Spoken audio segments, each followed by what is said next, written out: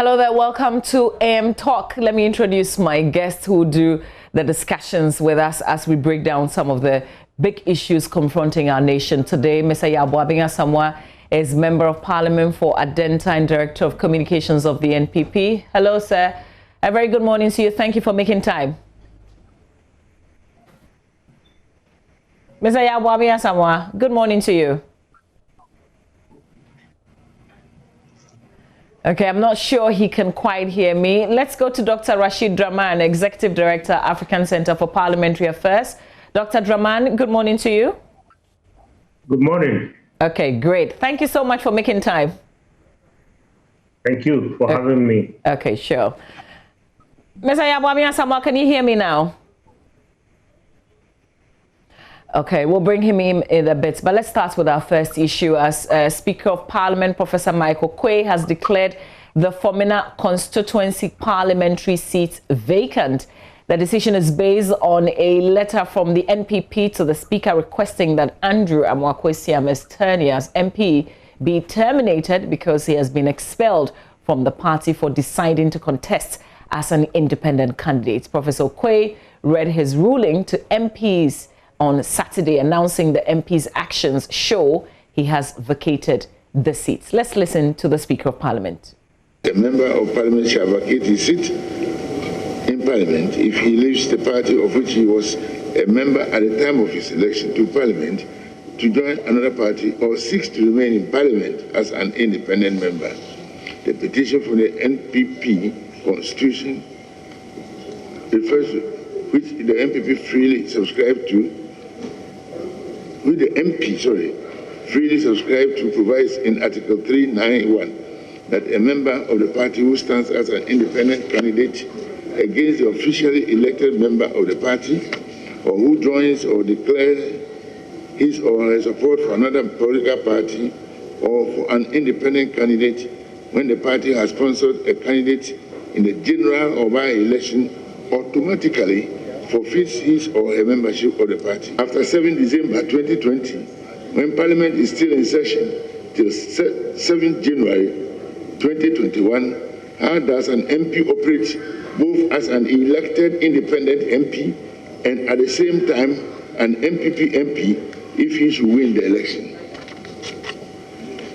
This lacuna of a ridiculous situation is not what is anticipated under the 1992 Constitution. In the circumstances, Parliament it is determined that the conduct of Honourable Andrew Amoakwesiam amounts to vacating his seat in Parliament. Accordingly, we bring this to the notice of the Electoral Commission for the necessary action to be taken in accordance with the law.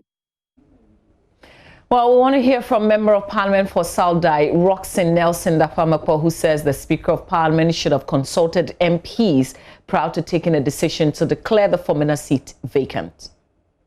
The problem is that if you read Article 97(1)(g), for me, the scenarios that the framers of the Constitution anticipated is not what has been triggered. And the Speaker virtually acknowledged that, saying there is a lacuna. Yes. The framers anticipated the situation where a member will voluntarily decide to abandon his party and insist on remaining in Parliament by not resigning from Parliament.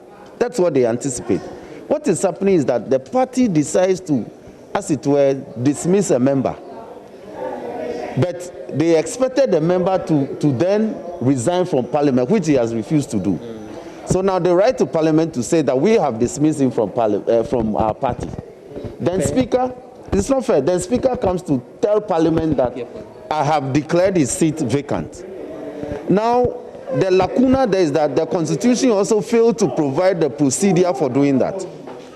But what they have said under Article 99 is that when any person is aggrieved as to whether or not a seat is declared vacant or somebody has been elected into a seat or the seat declared vacant, the person has to go to the High Court for that determination to be made. So for you, this should end in court? Yes. So for me, if I were the Formena MP, I will also test the law under Article 99 and send the matter before the High Court for a determination.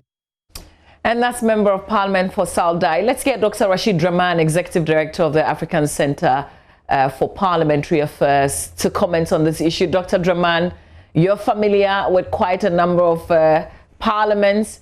What do you make of this decision by Parliament? What do you make of the thoughts of the Saldai Member of Parliament? Where do you stand? Well, my stand on this is that I am not too sure that the Speaker erred. I think the Speaker's interpretation of what the law says, despite the fact that he himself has acknowledged that there is a lacuna, I think is right. I'm not a lawyer, but I'm just looking at a situation where we want to avoid circumstances in which there is chaos in our lawmaking body, where people can just wake up and decide that, you know, I don't want to belong to this party, or I want to do what I want, and then still remain in Parliament. I say this because I have seen many countries, particularly some countries in Southern Africa, where, you know, during the tenure of one particular parliament, there was so much confusion in terms of people abandoning their parties and crossing carpets and so on, to the extent that Parliament became ungovernable. Now, for me, I think this raises a very important question about representation. I think, apart from all the gaps that both the Speaker and the Honourable Member have raised, my biggest concern is about the issue of representation. And I think that this is something that our Constitution would have to treat very well and very clearly. Should we leave parties to determine whether we should be represented in Parliament, or should that be the responsibility of those who gave the Member of Parliament the mandate in the first place? You know, where are the people of Formena in this? I mean, what is their say in the happenings in Parliament? For me, I think that that's the biggest issue, because in the work that we do, there is something that we call the legislator's dilemma.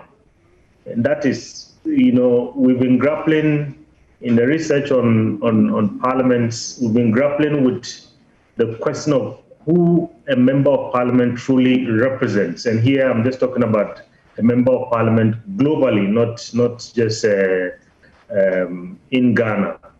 You know, many people ask the question, when a member of parliament raises his or her hand to vote on an issue in parliament, is he or she representing the interests of the party, the interests of the people who sent him or her to parliament, the nation, or some particular specific interests? And I think this matter before us lays bare, I mean, this issue. In this case, I think what we are being told is that the Member of Parliament represents the interests of the party in Parliament and not really the interests of those who elected him. I mean, that's my interpretation of these particular sections. So let's flip it. If he was representing the party, then what should have happened? If he was representing the people, what do you think should have happened? Well, if he was representing the people, because the honourable member that spoke after the Right Honourable Speaker made a point about, you know, where are members of parliament in this, and that the Right Honourable Speaker should have consulted members of parliament. I would take it further and say, no, I think the Right Honourable Speaker, or I mean, this process should have been concluded with consultation with the people that the Honourable Member represents, that's the people of Formena constituency. Isn't this complicating matters, because the people of Formena largely was the NPP that voted for him to be in parliament.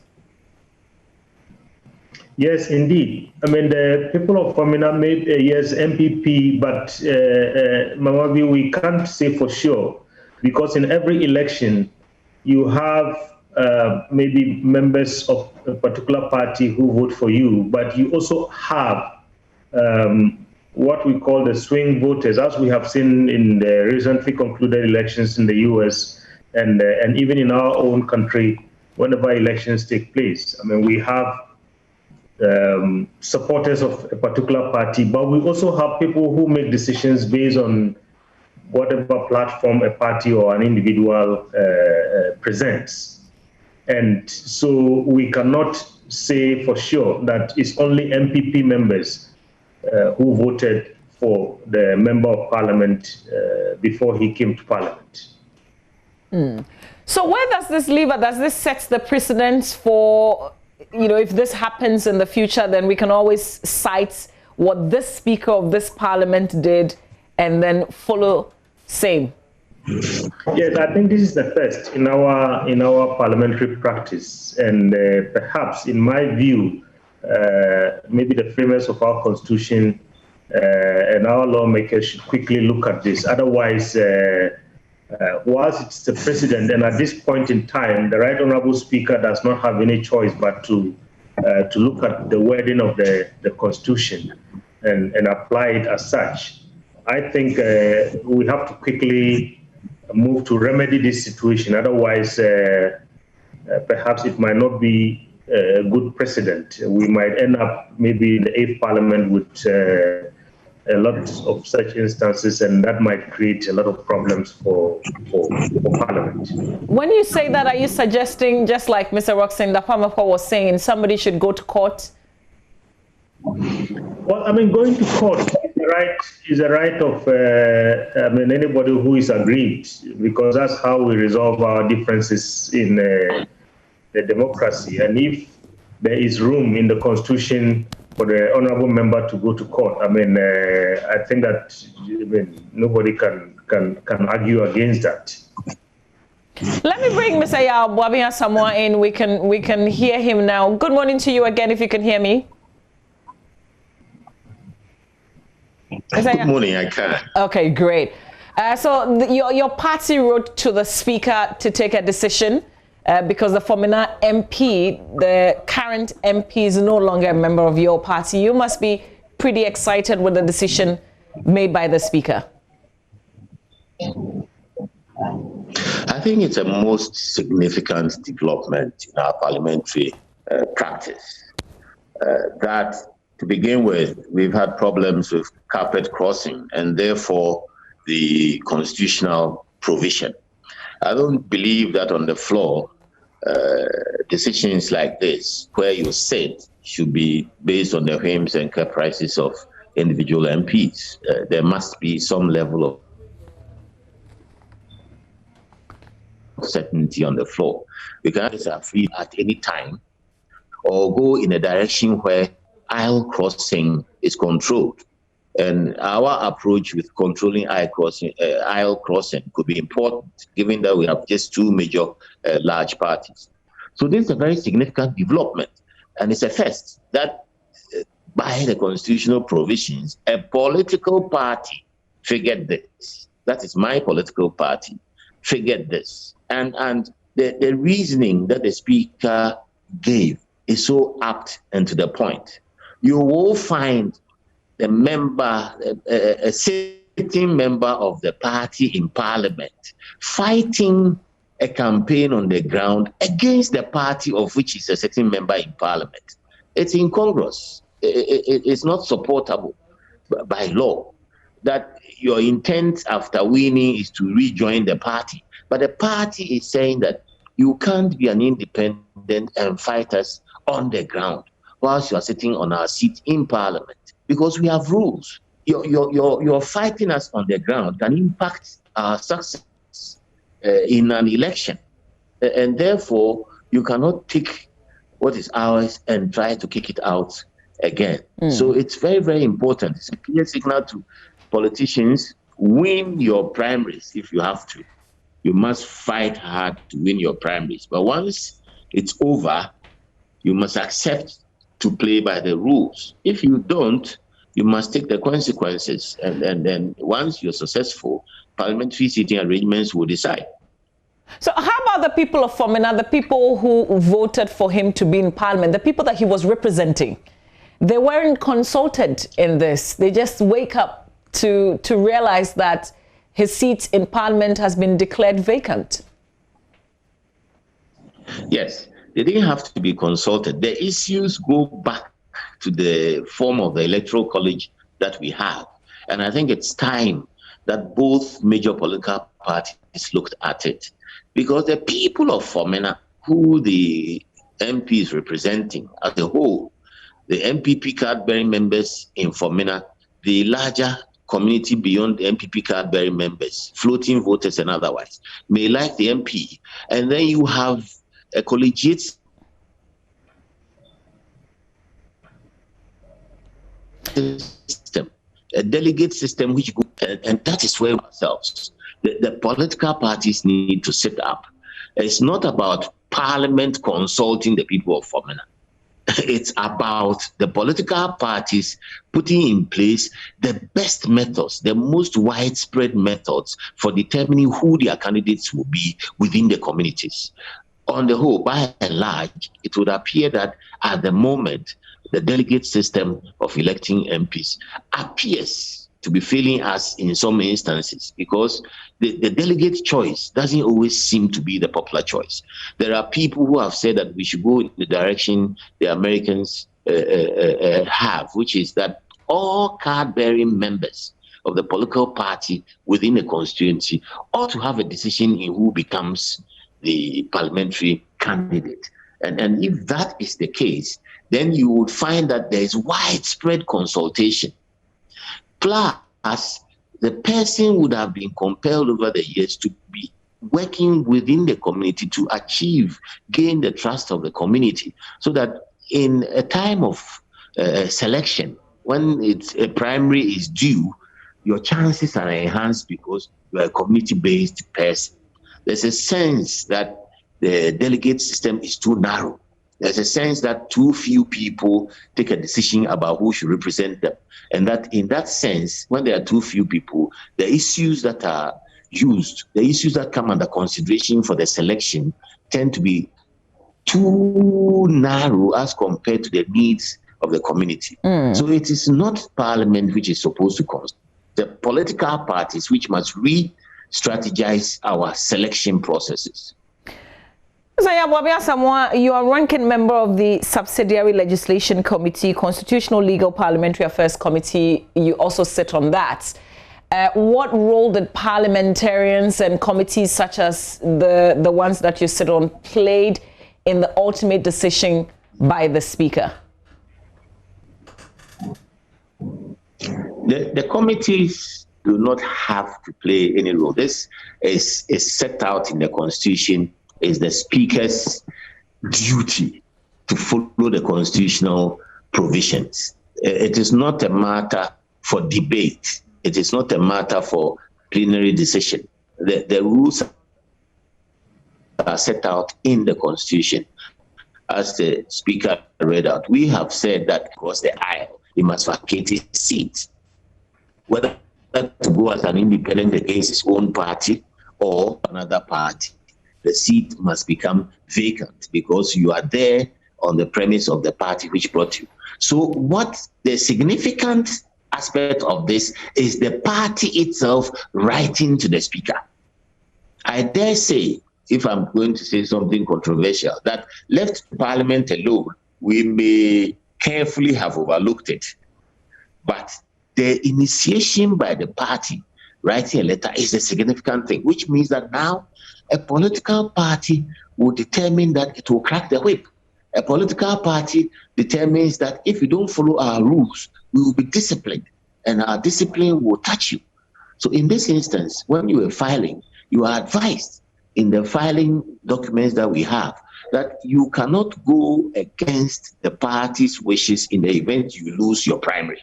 It is stated black and white in our filing forms within the party for the primary. So if you go into a primary and you believe that it didn't go well and that you have better chances of winning the general election than the person who won the primary, then you go out there and become an independent against our party.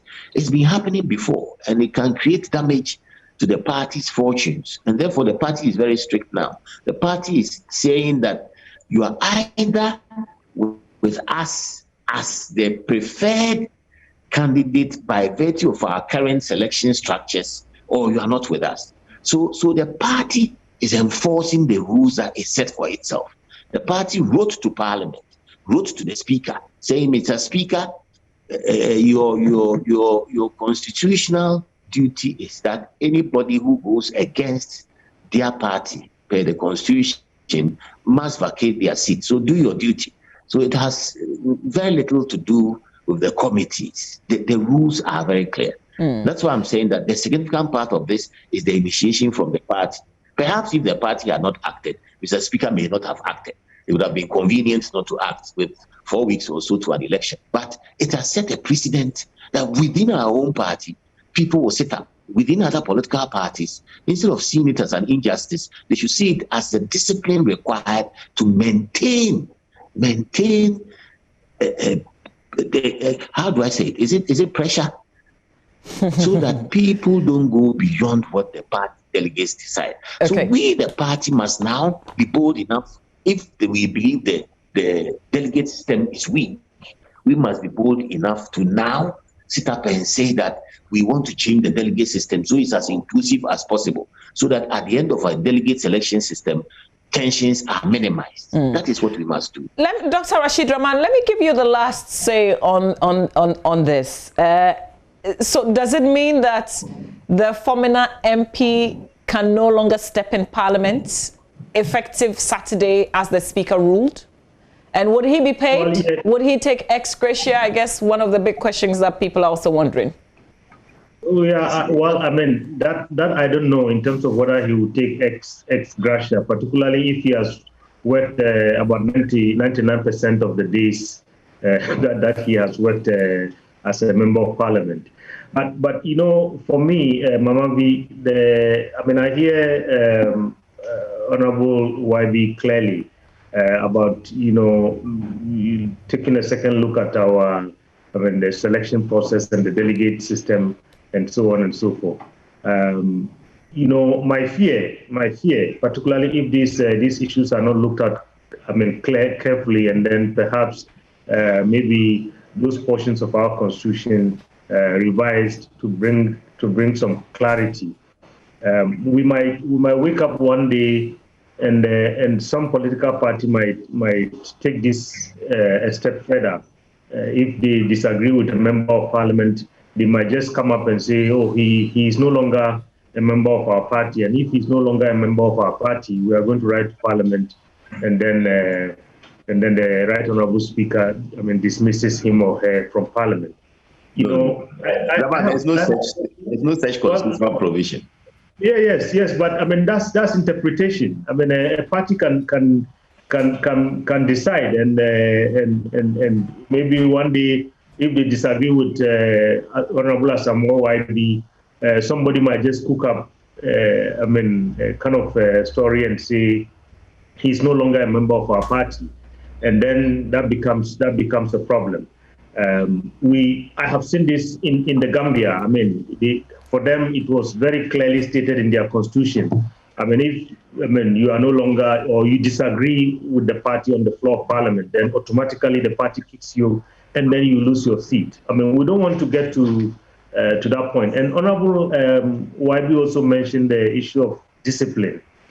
I think while we want cohesion in Parliament, and people are elected on the ticket, by and large, of political parties, at the same time, we want people like Honorable Asamoah YB and all our honorable members to have the freedom and the latitude where they disagree with their party to say, you know, on this one, yes, party cohesion aside, I'm going to side with my people, I'm going to side with country, and so on. If you have this excessive discipline and so on, it limits, if you like, you know, the independence of our members of parliament, and we don't want to get to that point. So I'm raising this to, to just look at what could possibly happen in the future, and that we need to really think carefully and avoid a situation. Okay, so just to ask, so how do we cure this then? How do we cure this so we don't get to the point where you're referring to? Well, Honorable Samuel YB has mentioned, the issue going back to the various political parties. But I think, again, just like many articles in our Constitution, you see, when you listen to the Honorable member from South Dai, he has a different interpretation. And this means that, we don't have to leave a lot of lacunas in our Constitution. There has to be as much clarity as there could be. So which means perhaps maybe this is a candidate for, this article is a candidate for constitutional review, if ever we get to that point. Okay. Maybe I may have a word. Yes, please do. Before Dr. Draman goes off. Draman is an experienced parliamentarian through working from the parliamentary center. And I think the way forward is to begin to look at strengthening the political parties, because the political parties make up parliament. So rather than start from the top, looking at constitutional review, we must look at discipline within the parties. Look, we were so desperate. Misconduct can lose you elections. Misconduct from within a political party can lose you elections, particularly with independence and otherwise, or stemming sometimes from the selection process and factional interests in the party. But if we set up the parties in a way that we remove the tensions associated with the narrow selection processes, you will find that candidates are so grounded in the communities that when they become members of parliament, they will have that strength and energy to be free to speak their minds. Because when they speak, they will be speaking for their constituents, so that the government will listen. Their constituents will support them. So his concern about making MPs free and giving them the latitude to speak, I think will be grounded even more strongly on a candidate who is coming from a background where his selection process is virtually unimpeachable, in the sense that he had so much broad consensus on the ground. The community supports him so much that if he stands up in parliament to speak for their community, even against his own government, it will be accepted that he speaks for his community. For now, we have contentious situations where many times you select a candidate through the narrow electoral college and the community says this is not the person we would have preferred. And it is so bad that our recent thing, we even tried to legislate that we would take you to court. That is how bad it is. We had candidates, we had our first draft selection document, the application form to be a parliamentary candidate. The initial draft had very strong provisions about this, that if you are centered to file on our behalf and you lost and you chose to go independent, we would have the right to go to court and bar you from standing in the election. That's how bad it is. Because independence can withhold support, critical support, and damage the chances of the party in a general election. So it's important that we realize that when the parties are strong enough, Parliament itself will be strong, because Parliament is constituted by the parties. And the parties are better organized, and the parties have strong policy positions within the parties themselves, and the parties are essentially, critically, substantially connected to the communities from where the candidates come from. Then we will not be in a position to have a very viable and very strong independent parliament. Well, I guess we'll have to wait. Sure Dr. Draman, in the next 4 years, Dr. Draman will be working with some of us on those matters. And I guess, gentlemen, we'll have to wait to see those who have gone independent, whether or not they make it to parliament. Then we'll see how the party, or the parties, if you like, will try and get them back into their side. That will be interesting, especially because of the way the conversations have gone. It will be interesting. If they truly win, we would see if the party would want them back immediately or not once they're in parliament. But I also want us to talk real quickly about the 7th parliament and let's clear that. Let's clear that quickly. Because you see, once you enter Parliament as an independent, you are requested to sit with one or other of the major parties. So that complication is not as complicated as we see it. In the end, more or less, the rules will compel the party in Parliament to accept an independent who chooses to sit on that side. It's going to be interesting. Well, I guess we'll cross that. But for us, those who are watching, we would see if the MPP would want, if the Formena MP, well, is he no longer the MP? I guess we can't call him Formena MP any longer because of the decision the Speaker took. But if he wins the seats... He's earned the title. If he wins the seats, we'll see if the MPP will want him to sit with you in Parliament. Dr. Draman, was that something you wanted to say? I wouldn't be surprised if he asks the Speaker that he would rather sit with the MPP. Dr. Draman, I think there was something you wanted to say? No, I just wanted to say maybe he's no longer Formena MPP MP. He's Formena MP. How does that work? Well, I think we go to Parliament after we get elected. I mean, after honorable members get elected, they represent constituencies and not parties. So when the Right Honorable Speaker is going to give Honorable YB the floor to speak, he says the Honorable Member for Adenta. He doesn't say the Honorable Member for MPP. Okay. All right. So just a little assessment of this 7th Parliament, because we know that it's been adjourned to allow members to focus on their re-election campaigns. They will be back and then it will be a wrap. Dr. RasheedDraman, you've been involved in this Parliament. Has it been as controversial? Is it the most successful Parliament?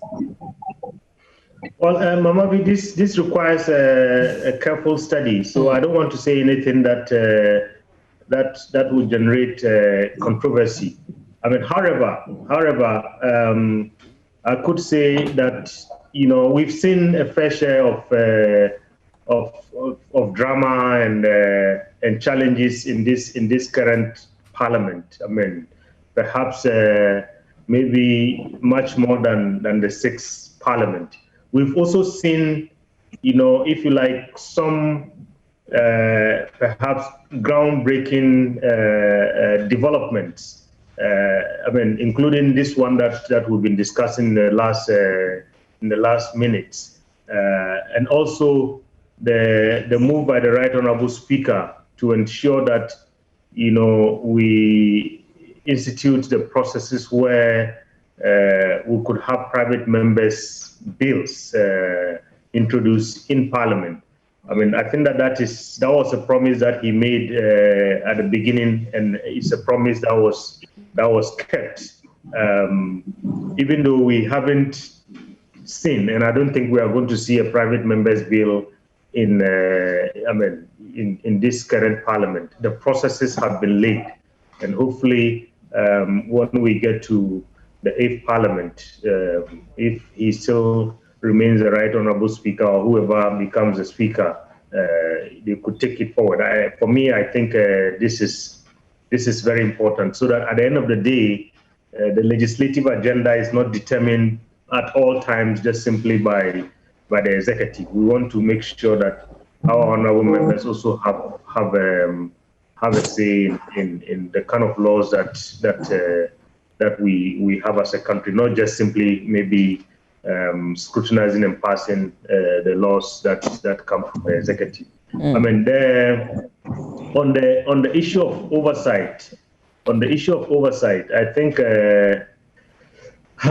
we've seen some challenges. I mean, including the most recent Ajapa deal, which is still raging in terms of maybe the issues of scrutiny and the role that the committees play and the role that honorable members of Parliament play.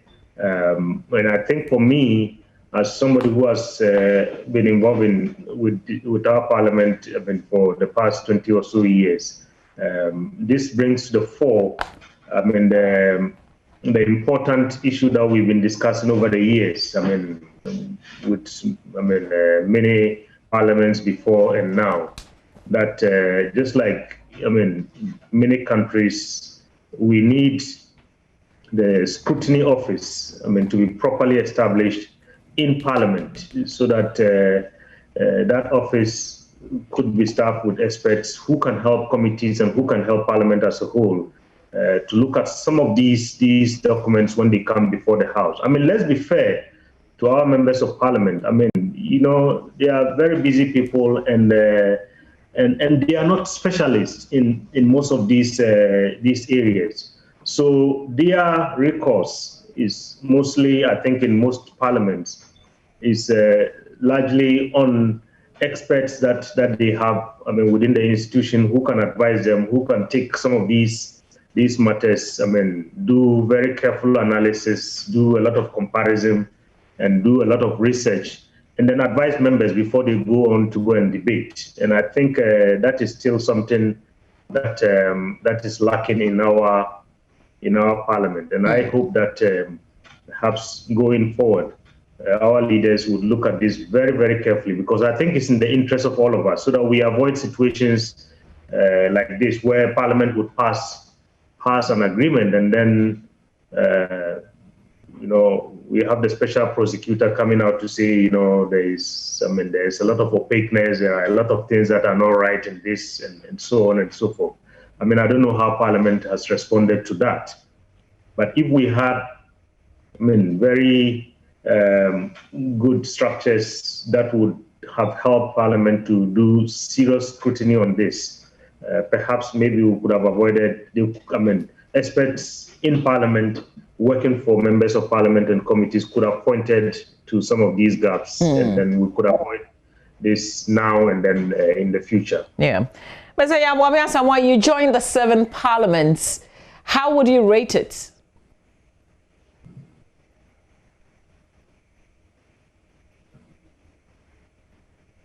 Mr. Yabwami Asamoah, if you can hear me. Hello? Yes. Can you hear me? Yes, I can hear you. Can you hear me? Yes, I can. I don't know if you got what I asked. Do you hear me? Yes, we can hear you. I can. Yes, I think this parliament has been everything and more. I'm a first timer, but before then I've been following parliamentary practice through my career positions. But this parliament that I joined, I think if you look at all the indices, and it will come up steady as we go into the 8th parliament. First, the number of bills. Probably it's past the highest number of bills since the 4th Republic. And we can go back and look at that statistic. Many bills have been passed by this parliament, far more than any other parliament we've had in the 4th Republic. That's a huge amount of work that was done. Second, of significance to me is that key bills were passed for democracy. The Office of Special Prosecutor. It's a major bill, to the extent that office has come back to bite Parliament on its oversight role. And we stand and expect that the office will do even more. And it was passed by this Parliament. The Right to Information RTI bill that has been passed and now is law, and we have a commission, an RTI commission. Between the OSP and the RTI commission, we expect a major expansion in civil society participation in governance, major qualitative expansion, because they have access. They clearly have access. So these 2 bills that have been passed by this parliament are significantly going to impact the development of our democracy going forward. The leadership of the Speaker has also been exemplary. He's been able to establish some form of legal drafting expertise and an office in Parliament to support that process. Parliament depends on the Attorney General for drafting, but beyond the Attorney General, Parliament should have its own capacity, particularly if our private members' bill initiative is going to fly, which is another thing that the Speaker has driven forward very seriously. Then I come to the contentious issue of infrastructure. This parliament saw the excitement of drop the chamber. Yes. Perhaps later on, when we come to realize the value of what parliament does, we will build that chamber. I'm a firm supporter of build the chamber. But then the 8th parliament will determine that. But it was one of the highlights of this parliament that it generated so much emotion. Build the chamber generated so much emotion. It was one of the highlights for me of this parliament. And then, of course, the other high drama incidents, boycotts, this recent sacking of the Formena MP, the cash for seats sitting, the MPP's, the NDC's engagement on the American Defense Pact, if you recall. There have been some very high points of drama in this parliament. I think for me, as a first time, it's been very exciting. I wish and hope that I'll get back into the 8th parliament to support these trends, which can only be positive for our country. Dr. Draman, we will wait for that extensive report that will come out from the African Center for Parliamentary Affairs on the 7th Parliament. Yes, Mamavi, and I hear my good friend Honorable YB about particularly the fact that, I mean, this is one parliament that has passed the highest number of bills. I mean, whilst I agree perfectly with that, I also want to entreat him and his colleagues, maybe when we get to the 8th parliament. I hope and I pray that he wins his election. That, you know, we have to make sure that when these laws are passed, we also ensure that the resources that are necessary to give backing to some of these laws are made available through the initiative of Parliament. And also we make sure that, you know, some of the challenges in the implementation of some of these laws. For instance, you talk about RTI. Many civil society organizations complain about the difficulty. We've heard the Media Foundation for West Africa talk about the difficulty in access to information. It's not just simply just passing the bill and ticking the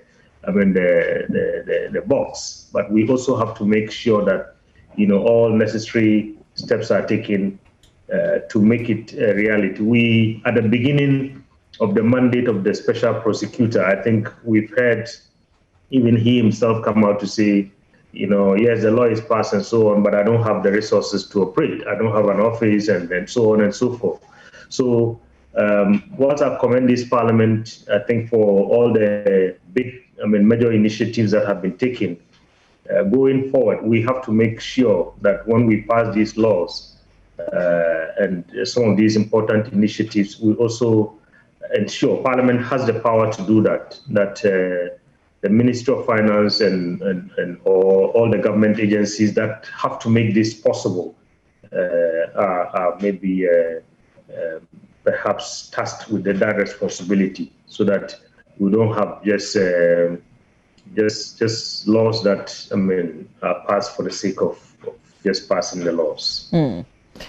Dr. RasheedDraman, very grateful for your time this morning. He's the Executive Director of the African Center for Parliamentary Affairs. Also joining in this conversation, Mr. Yabuabing Asamoah, who is Member of Parliament for Adenta and Director of Communications for the NPP. Thank you, gentlemen. Mr. Yabuabing Asamoah, all the best with your upcoming contests. Thank you. Endorse me. I thought you were going to say I will win rather than just best wishes. You know, when people say that, it comes with a lot of money. So thank you, gentlemen. Well, I wish you well. Okay, thank you. It's a pleasure. All right. So when we come back, still here on the AM show, we know that Ghana's case counts is rising again. Experts are worried. Yesterday, the president gave his 19th address. He talked about bringing back the tracing and the testing, more of an enhanced testing and tracing again. We know how many people are not respecting the protocols, and according to that research by the Ghana Health service, about 5% of the population is wearing the mask. We will speak to Professor Alfred Yosing, who is a virologist with the University of Ghana Medical School, and Dr. Chris O, member COVID-19 management team with the UGMC. My colleague Benjamin Akapo will have the conversation next year on the show.